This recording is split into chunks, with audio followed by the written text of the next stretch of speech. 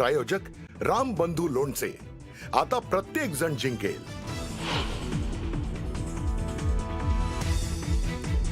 कोणताच तू काय झालास तू, भ्रष्टाचारांना स्वतःच्या पांघरुणात घेतलंस तू, मला मुख्यमंत्र्यांची दया येते म्हणत उद्धव ठाकरेंचा हल्ला बोल.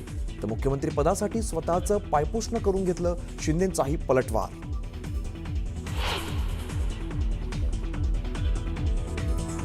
अनाकोंडा मुंबई गिळण्याच्या दिशेने पुढे निघालाय म्हणत उद्धव ठाकरेंचा हल्ला बोल. तर मुंबईला लुटणाऱ्यांनी अमित शहांवरती बोलू नये, एकनाथ शिंदेंनीही सुनावलं.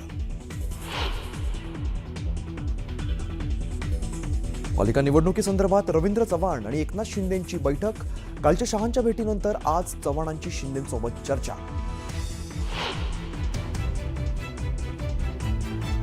शेतकऱ्यांच्या प्रश्नावर खासदार ओमराजे निंबाळकरांचा लोकसभेत हक्कभंग प्रस्ताव.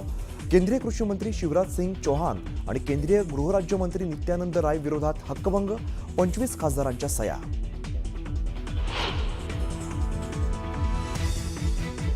मुंबई मनपा निवडणुकीच्या तोंडावर सेस आणि पागडी इमारतींबाबत एकनाथ शिंदेंची मोठी घोषणा. भाडेकरूंच्या ताब्यात जितकं क्षेत्र तितकाच एफएसआय मिळणार, तर मालकाला भूखंड मालकीपोटी बेसिक एफएसआय देण्यात येणार.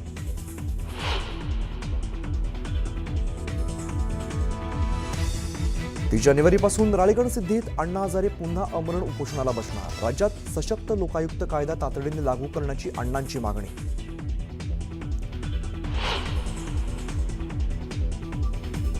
शीतल तेजवानीला कोर्टाकडून 4 दिवसांची पोलीस कोठडी. पुण्यातील मुंडवा जमीन गैरव्यवहार प्रकरणी पोलीस कोठडी.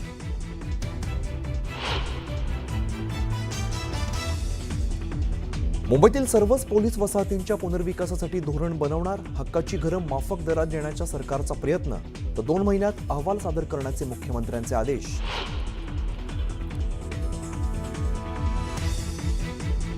नाशिक पालिकेच्या एसटीपी प्लांटसाठी पालिकेने तोडली 300 झाडं. पालिकेच्या अजब कारभारावरून नाशिकमधील पर्यावरण प्रेमी संतप्त.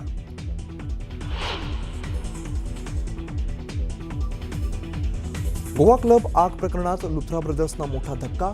रोहिणी कोर्टाने अग्रिम जामीन याचिका फेटाळली. दोघांना भारतात परत आणण्याची कायदेशीर प्रक्रिया सुरू.